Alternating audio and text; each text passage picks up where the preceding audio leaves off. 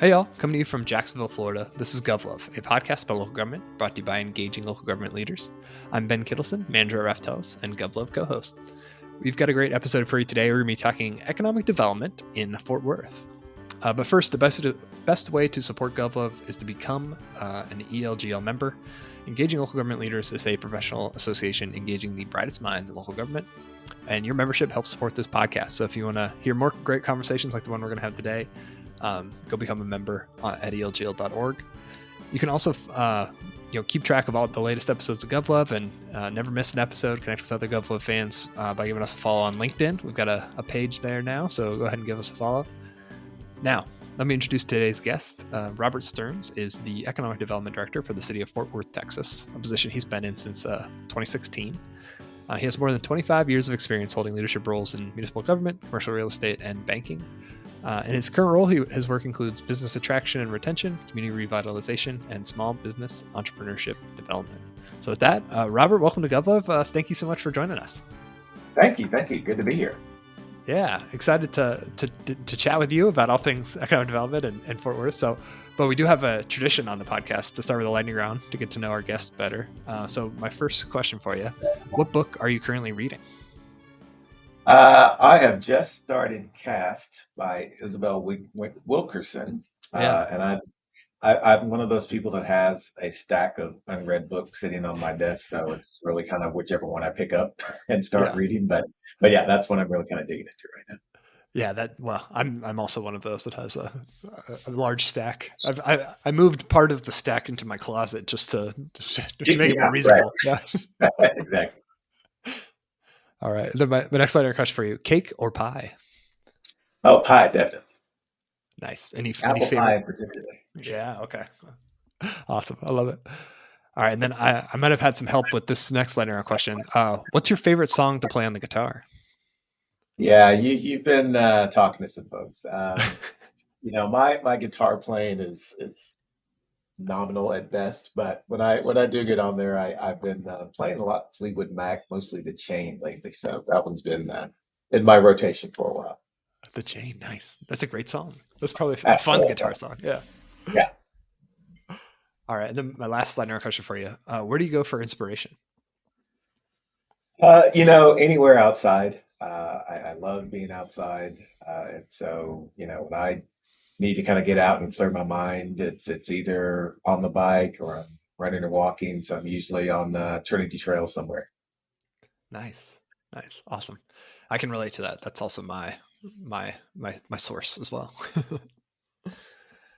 All right. And then I always love asking folks how they ended up kind of in this career and in this line of work. So for you, I know I read a little bit of your bio, but for you, what was your path to position you're in today? How'd you end up in local government and at the city of Fort Worth? Yeah, I took a very non-traditional path to local government. It was really not something that was on my radar screen. So after I graduated from college, I spent some time in the military, as in the Army, and then I went from there to had a stint at the Fort Worth Black Chamber of Commerce, and then went to was doing commercial property management for about 7 years. Then went into banking for about 2 years, and then ended up in economic development. And I, really got into the role because the city was kind of focusing on some redevelopment opportunities in an area not too far from where I grew up. So I was really excited about getting in and trying to give back to my community, and really thought I'd be here 5, 7 years or something, and then go off and figure out the next thing I wanted to do. But 20 plus years later, still in the role and doing economic development, and really enjoyed. And obviously, Fort Worth's a great place to do it in. Yeah. You look up and you're like, oh my gosh, where'd all those years go? Yeah, a lot of stuff happening. Yeah. Well, and did I read this right in my prep that was your dad in local government too? So like, He was, yeah. So my father was in local government. He was assistant city manager in Fort Worth, which probably went into a lot of why I didn't want to get into local Yeah, right. Yeah. government. Like, yeah, I don't want to follow my dad's footsteps, but yeah, it just seemed to be something that was really calling me, and he was obviously a good sounding board when I thought about making the transition and being able to just answer questions about not just how local government operates in general, Yeah. but how the city of Fort Worth functions. So Yeah. No, that's fair. Like, you try to stay away, yeah, then yeah, you end yeah. up. Yeah. He's got big shoes to fill too. He's Yeah. pretty well Yeah. known. Well, awesome. So, so I'm curious. So for our listeners, maybe haven't been to Fort Worth, can you give us a sense of kind of the community and kind of, and then I think for me, I know in different places I've worked or worked with, economic development can mean a lot of different things. So just for our listeners, maybe a little sense of Fort Worth, and then in your role as economic development director, what exactly does that mean? What are some of the like kind of day to day things that you're responsible for? What does that look like in Fort Worth? I guess. Sure, sure. Well, I mean, if you haven't been to Fort Worth, you need to get here Yeah. because we are the 13th largest community in the United States. Some people don't really realize that. Fort Worth has a reputation as a very casual, relaxed, laid back kind of town. And I think people tend to assume that we're a little bit smaller than we are. That's probably because of our proximity to Dallas, but we're a city of 950,000 plus and continuing to Mhm. grow. Have some really vibrant districts from downtown to our cultural district to the Alliance area up north.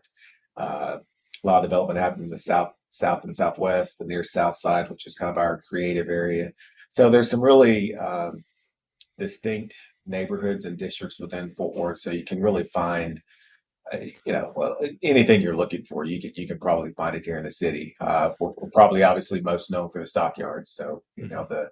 the moniker of being a city of cowboys and culture, we still live up to that. Our Western heritage is very strong, but we also try to highlight the other things that make Fort Worth a really unique community. And so, like I said, it's a great place to be, and we continue to attract a lot of population growth in the city, just from the standpoint of its livability, its walkability, and all the amenities that we have here. Now, from the scope of economic development and what my role is, it really encompasses kind of three legs of the stool. So obviously, business recruitment, retention is a big part of what we do.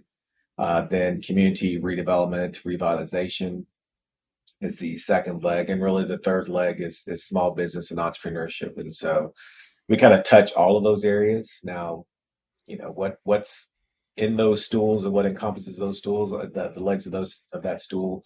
Um, Really depends on who you ask. I mean, so some Mhm. people are heavily focused on recruitment, and that's what they think economic development should be about. Some people are drilled down on the community revitalization aspects, and others are really focused on entrepreneurship. So we try to cover all those bases. Um, but it's a challenge, and so we obviously want to leverage our partnerships across the community. Mhm. Uh, Be that from our Fort Worth Economic Development Partnership, which is a new spinoff from the Fort Worth Chamber, to all of our chambers of commerce, both the Downtown Chamber, our Black Chamber, Hispanic Chamber, and then other partners like Downtown Fort Worth Inc. and Near South Side, and the folks up at Hillwood. So we try to leverage all of those partnerships along with our educational institutions to try to make Fort Worth a inviting and creative place that the businesses can come and grow and thrive in. Yeah. Yeah. Very cool. So when you're representing the city and working with those partners, or I'm also always curious from an economic development perspective, when you're a part of a larger metro area like Fort Worth is, how much of your role is like convening and connecting folks versus like, hey, just wanting to be informed about what other places are doing or telling them like what you think the city should be doing. Like, what is that role when you're working with partners or even neighboring, cities and other communities in that area? Yeah, I'd probably say a good 40 to 50% of what we're doing is really kind of convening those partnerships and advancing those opportunities. So, Mm. for example, right now we have two really huge projects going on. So Texas A&M is doing a large campus development downtown Fort Worth. And so that's a partnership with both the county, Texas A&M, obviously, and a number of stakeholders to advance that development, and really trying to establish, at the end of the day, what are the types of programming and needs that we need to have here in Fort Worth to really have a comprehensive research and innovation campus. And then the other is Panther Island, which is a project we've been working on for a couple of decades now, but really starting to get some positive traction on that. And that's a partnership between the city, the county, the water district, the college district, Hmm. uh, multiple partners engaged in that to be able to move that development forward. So again, a lot of the things that we do are uh, working with those partners and trying to leverage those relationships. And at the end of the day, making sure that, we all are moving in the same direction and have the same thought process of what the final objective should be. And if there's any deviation, or if there's any mix up or confusion about what we're trying to accomplish, we want to make sure that we're able to talk those things out and ensure that we're continuing to move in the right direction. But yeah, I mean, Fort Worth is, hey, we're a relationship town. We say that Yeah. for people that live here and work here, very much built on relationships. And so you really can't advance far in Fort Worth if you take a very transactional view to things. It is all about being encompassing and inviting and making sure that you kind of pull everyone along with what you're trying to accomplish. Yeah. No, that makes complete sense. Because I imagine that's even more important in the kind of work that you're doing than it would be if you were, the water department director or whatever. Right, right. Um, well, this is another. I'll give a shout out to one of our board members at ELGL, Maggie Jones, who gave me a couple questions since she worked with you in the past. But a question that she gave me was for you was what's the most important thing about your job that people don't know about? Like what's maybe that folks aren't aware that an economic development director does that is maybe a huge part of what you do, or most important thing that you do. Oh, that's a good question. You know, I think some people will be amazed at the amount of back office financial analysis and administrative stuff that goes on. Hmm. I think when most people think about economic development, I think there's a poster out there or something that says, "Oh, what I think economic development directors do," which is, Yeah. fly around the country and wine and dine, and what they actually do is sit in council meetings and listen to presentations. Um, but it's a lot of work. So we've got 12 tax increment financing districts. We have 5 component units, which are kind of separate entities from the city: local development corporations, local government corporations, and then we have 15 public improvement districts now. So the day-to-day work of just administering all of those boards of directors and all of those entities to move projects forward. I mean, that takes up a significant amount of time. And then we really do a lot of deep financial analysis. So Hmm. when projects come forward, as I mean, you go through a whole gap analysis and ROI when you're talking about incentives and understanding what the overall financial benefits are to the city. And that, again, you kind of combine those two. It's really much more intensive than most people realize. So we're not, again, our role isn't typically running around the country and meeting with clients. So a lot of it Yeah. is just the day to day kind of back office stuff that needs to occur when we talk about incentives. And then we also, obviously, we have an audit process that are tied to our incentive agreement. So yeah, a lot of time spent working with the companies and making sure that they're hitting all the requirements that they have to meet as part of those incentive agreements. Yeah. Yeah. The analysis and auditing is probably really important, but not exactly the sexy part of the job, Yeah, right? yeah, not the kind of things that most people think we do. Yeah, yeah. Well, I think I've got questions about kind of each leg of the stool that you laid out, but so I'm curious, for the fast growing community, and it's one of the fastest growing cities in the U.S. So how does that kind of impact your work? Like, how is your work different in a place like that that's growing so quickly, versus maybe a place, or and maybe the work would be the same regardless, but I assume it might be a little different in a place that's growing really fast versus one that, like, hey, it's not growing as fast, or maybe you're Right. seeing kind of different trends. So like, how does that change kind of the work of your department when it's a place like Fort Worth is growing so fast, especially downtown? Yeah, well, it really increases the need to be strategic in what you're doing. Mm, And so No, I was like I said, I've been here in Fort Worth for a little bit over 20 years doing economic development.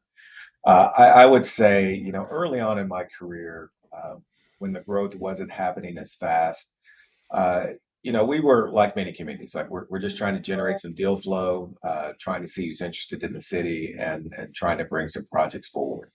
I would say over the last decade, especially with the population growth that's been ramping up, the business development growth, uh, we kind of found ourselves, for lack of a better word, just flooded with opportunities. I mean, there was just Yeah. so much that was coming through the door.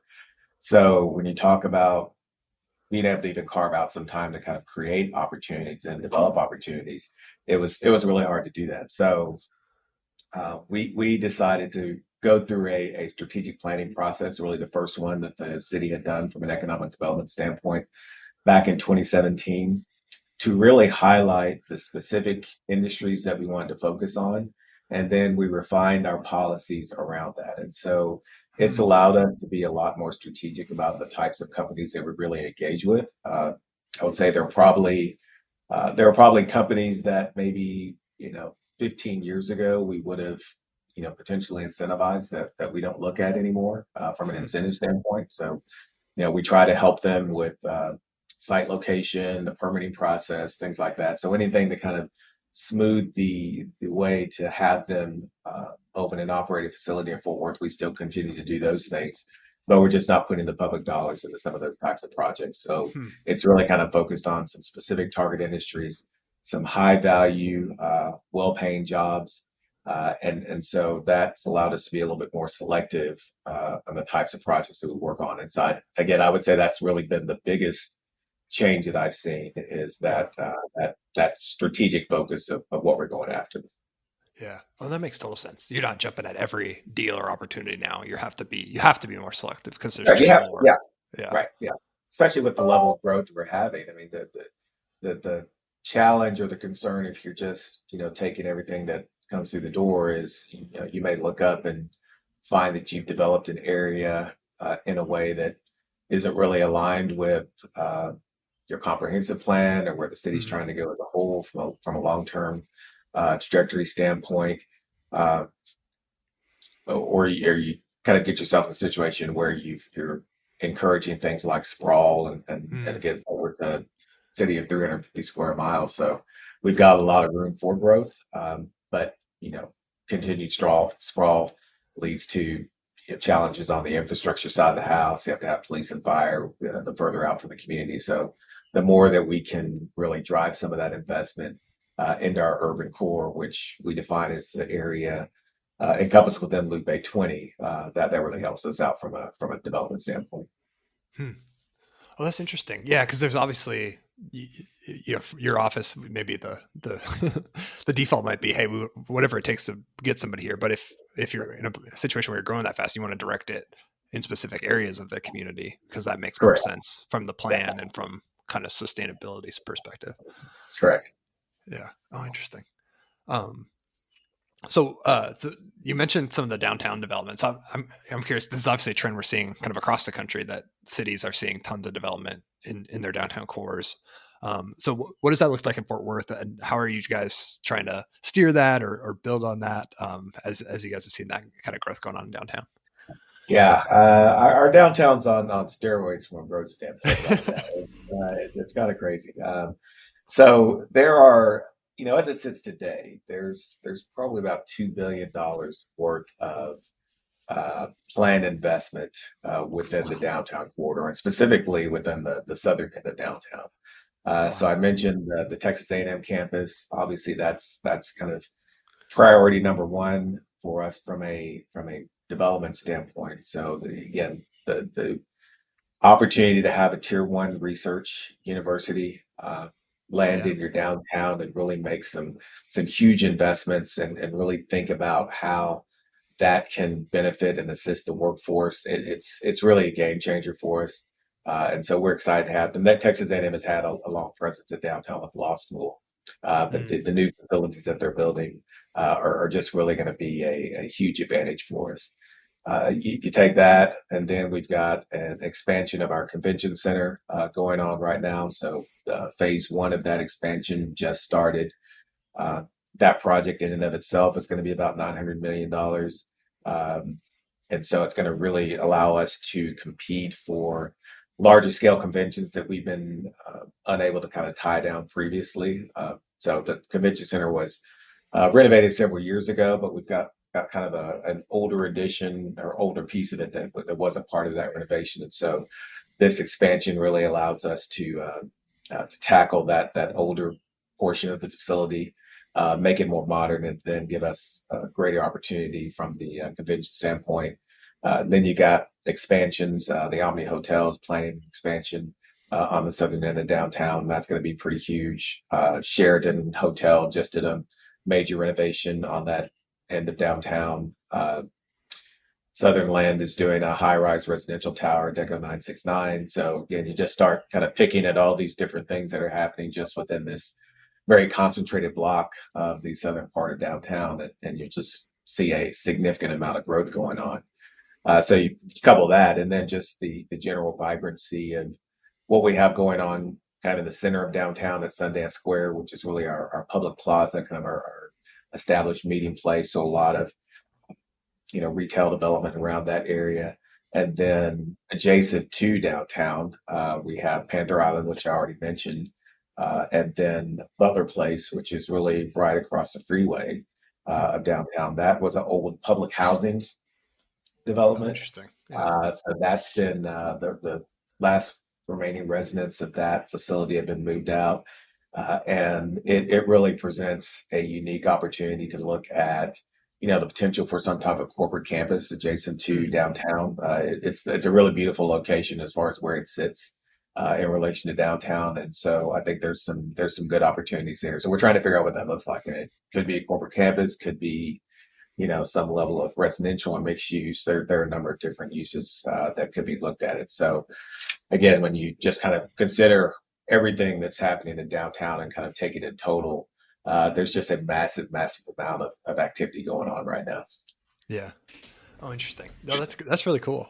So with the with I know a trend I've seen just generally in local governments is like, especially downtowns, there being less activity because of work from home, or folks are rethinking, businesses are rethinking whether or not they need a huge office space in a downtown area. So, are you seeing pressure to like more residential in like downtown Fort Worth, or any of those kind of changes that either are a post-COVID syndrome or just kind of generally?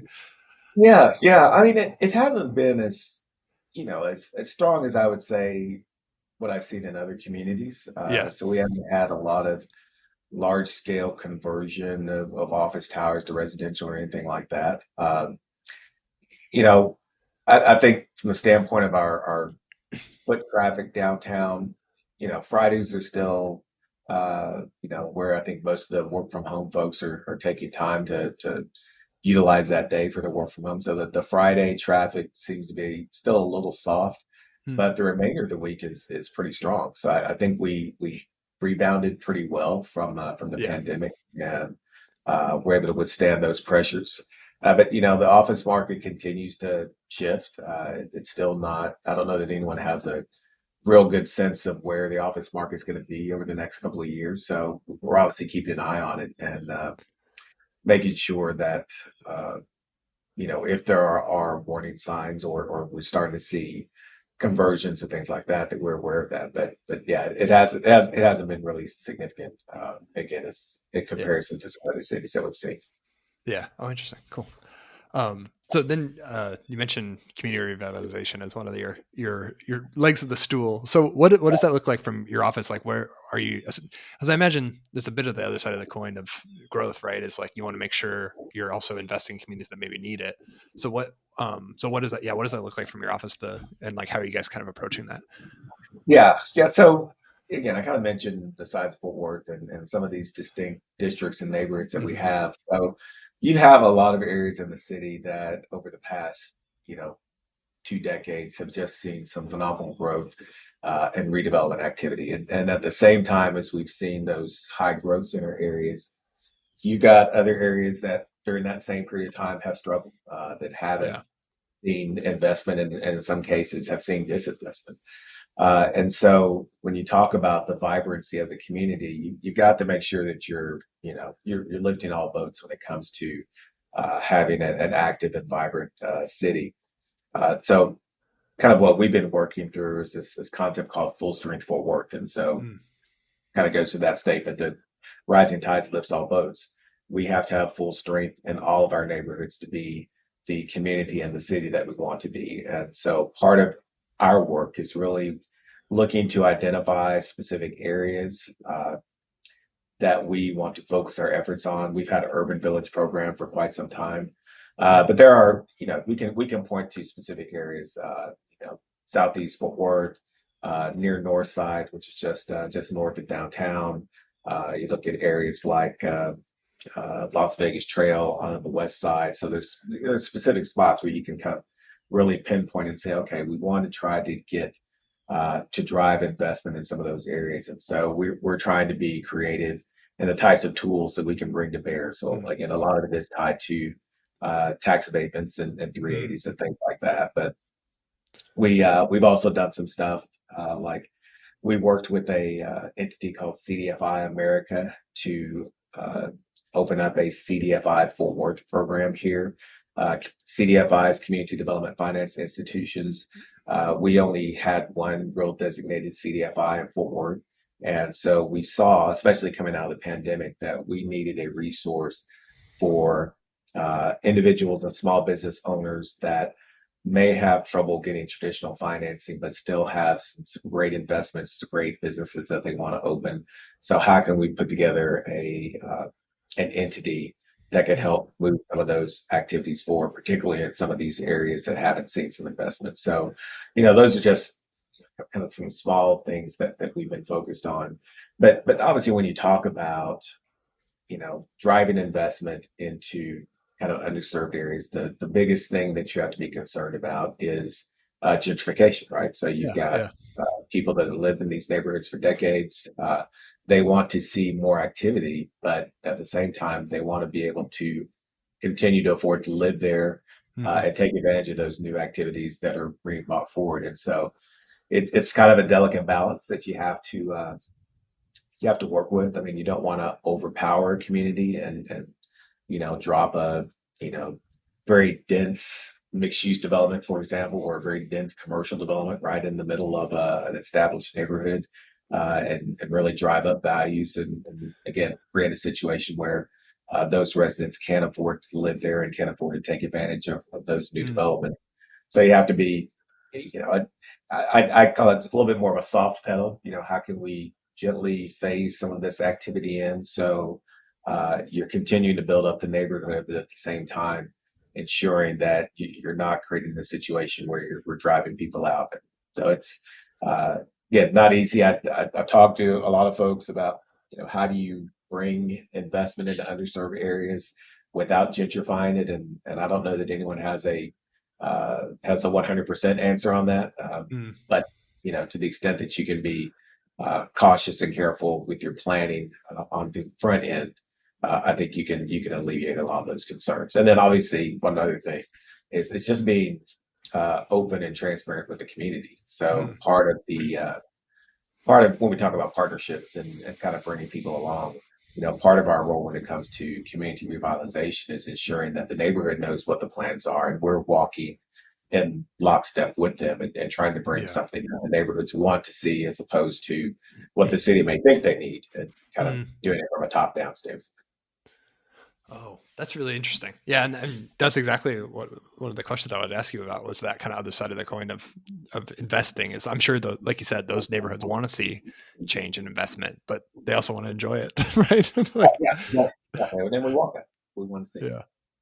So is that that engagement strategy? Is that kind of like, hey, we know we want to do something here, and so it's part of the engaging with the community to figure out what that something is, or is it, hey, a business wants to invest, they've found a great area in this town, and so we're going to engage the community around what this looks like, or does it maybe depend on the community and the situation?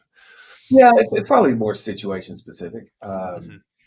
So there are things like we can look at specific areas and kind of based on growth patterns and infrastructure and traffic counts and go, okay, based on what we're seeing here, what the data is showing us, this could be a great spot for a grocery store. This could be a great spot for kind of some infill residential or maybe some small scale commercial.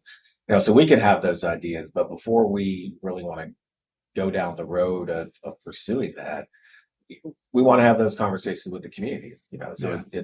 it's understanding that we may think it's a great idea to have that there, but they may come back and say, no, we really don't want to see that. And here's some specific reasons why. Mm. Uh, and so that kind of goes into the thought process of the types of things we can develop in a specific area. And then other times it really is working with some of our existing clients who may have a specific real estate need, and we just try to get some of those areas that probably aren't as top of mind to them Mm. in front of them for consideration for some of these development projects. Okay. Oh, interesting. That's fascinating. Well, I wonder if I assume it also ties maybe a little bit into your one of your other stools is around kind of supporting and developing small businesses. So I imagine that's also a way to kind of maybe combat some of the gentrification pieces. So what are you guys doing kind of on that front, and what does that strategy kind of entail? Yeah, so the city has had what we kind of define as a one-stop shop for small businesses for a little bit over 20 years. Cool. It came out of a study that was done in the early 2000s called Strategy 2000, which really spoke to the need for Fort Worth to look to diversify our industry. So we were, Hmm. again, 20 plus years ago, kind of really heavy on oil and gas, aerospace, defense, et cetera. And so there was a real push to try to diversify some of those industries across the board. And one way that it was determined to do that was, how do we help and encourage entrepreneurship? How do we get Hmm. them started? And so we began this campus. It's called the James E. Gwynn Entrepreneurial Campus. So it's just south of downtown. And on the campus, there are three entities. So there's the Business Assistance Center, which is where our office is actually located. The BAC has I see nine service providers here. Oh, So wow. not just the economic development department, but a number of nonprofit entities that can assist small businesses from uh, business planning, mentoring, marketing, funding. Hmm. So you have groups like SCORE here, Tarrant County Small Business Development Centers here, our Black Chambers here, Southeast Fort Worth Inc., the Regional Hispanic Contractors. So all of these groups are kind of here to be that first step. If you want to start a business and you don't really know where to go or how to go about it, this is the campus for you to come to. This is the building for you to come to. The second main partner that we have on the campus is Tech Fort Worth. Now, Tech Fort Worth is a technology incubator slash accelerator. Cool. And so they're really focused on companies that are working on new technologies and innovation. So a lot of focus on biotech and biomed. Hmm. Seems a lot of good companies kind of come out of Tech Fort Worth. Hayden Blackburn runs that entity, and he's been doing a great job of really seeding companies out of the building here and enabling them to grow and expand into other areas of Fort Worth. And then Accelerate Fort Worth, which is the third major partner. They're kind of the second stage or second seed for entrepreneurship for us. So after companies or potential business owners have kind of utilized the resources at the Business Assistance Center, and they're in second, third, fourth year of operation, they really need an entity to kind of help continue getting them scaled up. And so that's really Accelerate Fort Worth's role to take on that next step from the standpoint of kind of hands-on mentoring and entrepreneurship. Um, but on top of that, we actually funded a new entity called Create Fort Worth, which is Cool. it's a little bit west of our campus. Again, it's another incubator slash co-working entity, and so the reasoning and the thought process behind that was, as Fort Worth continues to grow, we need to develop more of these campuses. We can't just Hmm. expect one campus to fulfill all the needs of entrepreneurs across a city this big. And so Yeah. Great Fort Worth is really one of our first efforts to kind of expand beyond the campus. Mm. We used some ARPA dollars to bring Techstars into Fort Worth, so they're beginning their third cohort of companies. So Cool. Techstars brings in entrepreneurs from all over the country through a very intensive program that they do to kind of help them get their products put together, scaled, and they have a demo day that they've conducted twice now. So they're, as I said, they're getting ready to do their third cohort, and so it really is a very kind of hands-on approach with our small businesses. Outside of looking at things like additional funding resources and things like that, it's really just trying to help them uh, find those resources to operate and grow. Yeah. And one final thing that I'll mention, because there's a lot of stuff going on, and I'll say that the final thing I'll mention is we entered into a partnership with UT Health Science Center. It's been 4 years ago now. Mm. So I don't know if you're aware of the SourceLink model, but we No. brought that forward. It was a partnership between HSC, City, and Texas Christian University at the time.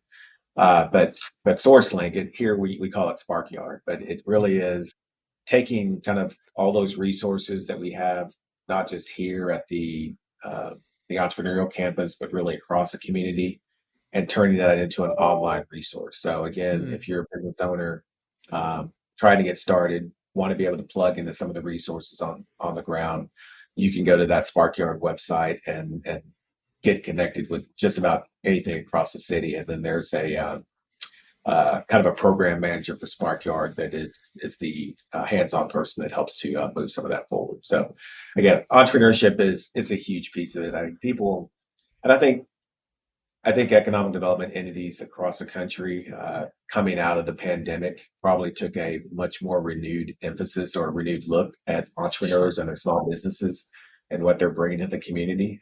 So it can't just all be the large scale corporate headquarters and Yeah. relocation. You've got to spend the time building up your base and making sure that you have a vibrant small business community as well. Yeah. Yeah. No, that's fascinating. It's cool that there's so many different ways you guys are doing. You guys are supporting those small entrepreneurs and small businesses.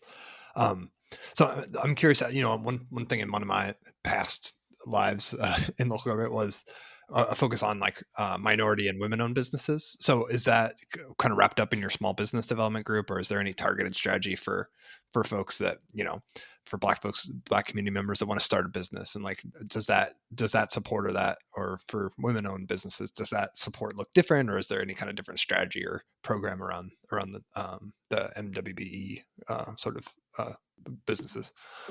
Yeah. So it's really kind of woven into the work that we do. Hmm. So our MWB office actually was a part of economic development until again maybe 3-4 years ago now, and that was spun off. So we created a office of business diversity. So Christina Brooks operates that, and so we moved the MWBE piece over to her, and that group is kind of really dealing with the contracting side of the house. So it Mm. really is trying to increase minority participation on not just city-owned contracts, but private contracts as well, right?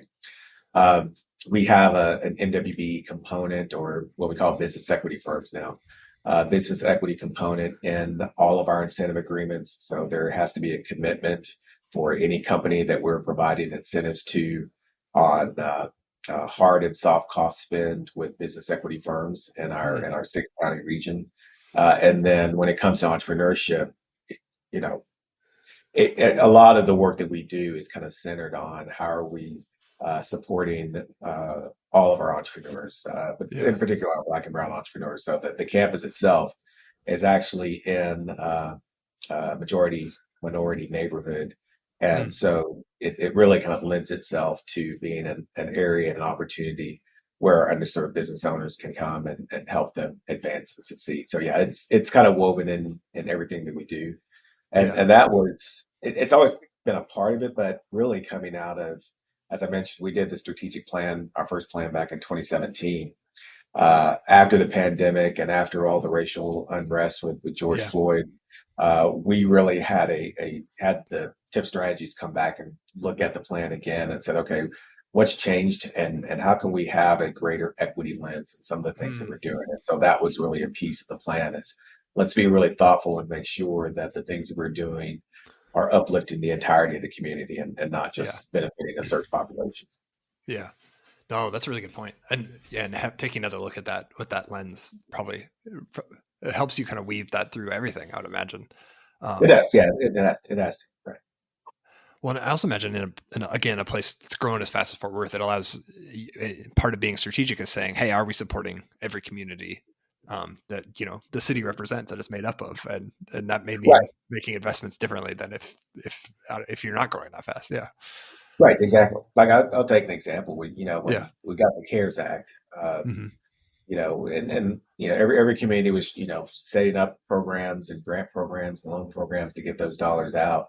But when we set up ours, I mean, there was a real specific focus on look, a portion of these dollars really need to get out to our minority-owned businesses, and so there was a strong push and a partnership with both our Black and Hispanic chambers to help us get the word out to some of those areas of the city to ensure that again, we were being very equitable in how those dollars were Mm. spread out. And so again, when you Yeah. kind of think about having that equity lens in the back of everything that you're doing, you have to be consistent and you have to make sure that it's covering the entire community for it. Yeah. Very cool. Very cool. Um, well, the kind of the third leg that we haven't touched on yet is the kind of incentives and attracting businesses. And in prepping for this, I read about maybe it's a good example. I don't know. I'd let you let you be the judge, but that you guys recently brought in. I think the company's MP Materials, which is you could probably explain it better than I can, MP but it materials, sounds like yeah. a really interesting industry. But yeah, can you talk about that as maybe how that fits into the strategy and like how you guys are worked around that, bringing them in and attracting a new industry that seems like it's kind of in a cutting edge for where we're going in terms of responding to like the EV market and climate change and all that. So anyway, I'll let you do more talking than me. Yeah, yeah. So MP materials, I mean that's a good example. I mean, again, I mentioned that we had some specific industries that we were going after with MP materials, but obviously renewables and the types of things that we can bring back to the U.S. So onshoring a lot of Yeah, the activities that had been moved to other countries in the past was really important to us. And MP. Again, they're kind of in the rare earth business, so they're not doing any mining here in Fort Worth. That actual mining occurs uh, uh, over in California, but the actual production of utilizing those rare earth minerals to develop their products was really uh, it was an opportunity for us to kind of stake a put a flag in the ground as to the types of companies that we really want to see here, and yeah, I think it led to uh, companies that may not have previously considered Fort Worth to begin taking a look at it because we're really trying to, mm, as I said earlier, be strategic about the types of things that we're going after. And once you start to have, companies like NP Materials and GKN Aerospace and others that are investing in the city, uh, you tailor that with some of the work that is going on at Alliance, Texas, with the Mobility Innovation Zone. We have a medical innovation district here that we're trying to advance.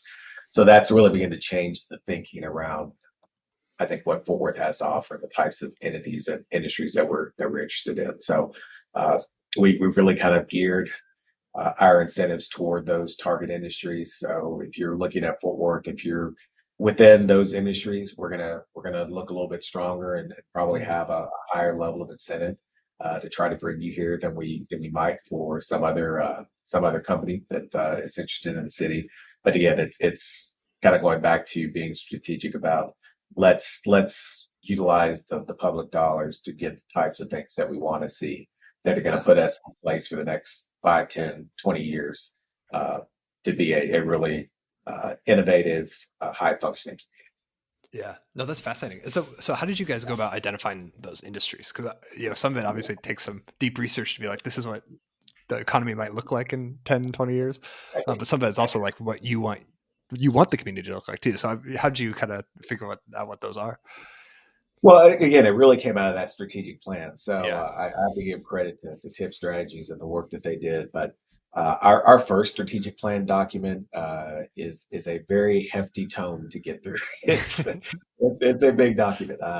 It's several hundred pages. There's about 300, about 200 or so specific recommendations that they made when it Wow. comes to how we can advance Fort Worth. And so they really spent a lot of time not only with the city staff but the larger business community to understand uh, what those strengths and weaknesses were and what those opportunities look like. And so that all of that feedback and input really helped us build out those target industries.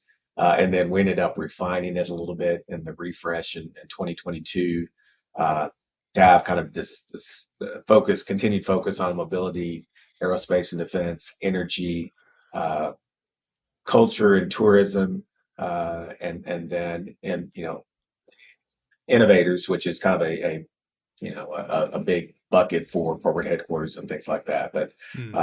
those are really the defined areas that we're looking at and trying to advance those. Very cool. Interesting. Awesome. So before, we're approaching the end of our time together, but what's next? What are you working on that our listeners should look out for or pay attention to as you guys are in the coming months? Well, it's economic development. I can't tell you too Yeah. much. But I will say, I won't talk about specific projects, but I will say that Fort Worth has a really, I think, unique opportunity with a few sites in the western part of the city. So uh, we have two large areas: Walsh Ranch, which is about 7,000 acres, and Veal Ranch, about 5,000 acres.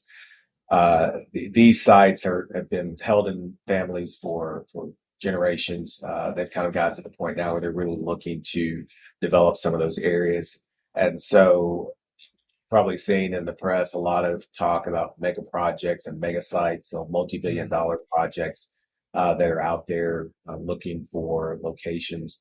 Fort Worth is in a really great pace because there's just not a lot of areas where you can find several thousand contiguous acres right next to each other. And then this is kind of virgin land. I mean, there's Yeah. some development going on out there, particularly in Walsh. They've got some residential and hospital and some things, but really a lot of opportunity. So again, as we're kind of thinking through what are the opportunities for us over the next 10, 15, 20 years, those two sites in particular represent a real opportunity for us. So we're excited. Great partners to work with, both out at Walsh and Veal. Uh, and we'd love to partner with them and look at different opportunities. So, we're hopefully we'll have some big announcements in one of those areas here pretty soon. Very cool. Well, those are huge sites, so that's quite the Yeah, opportunity. Yeah. very much. All right. So, and then my last question is always the hardest one for guests, but if you could be the GovLove DJ and pick the exit music for this episode, what song would you pick? Okay, so I'm gonna unleash my inner nerd here a little bit. But I don't know if you're familiar with the whole Spider-Man animation thing across the Oh yeah. Spider-Verse. Yeah. Spider-Verse. So there's a song called "Elevate" in the first Spider-Man movie that's kind of my workout, my pump up theme song. That's the one that gets me going. So that I would be love it. my exit music when you drop the mic. Just crank up "Elevate." We'll keep going. Perfect. That's a great pick. I love those movies. They're so good. So you're right. I love You're in good hands. Yeah. it. Awesome. Well, Robert, thank you so much for chatting with me and taking the time to share your expertise and all the cool work going on in Fort Worth. I really appreciate it. No, thank you, man. I appreciate it. Good talking to you. Yeah. And for our listeners, GovLove is brought to you by engaging local government leaders. And the best way to support GovLove is to become an ELGL member.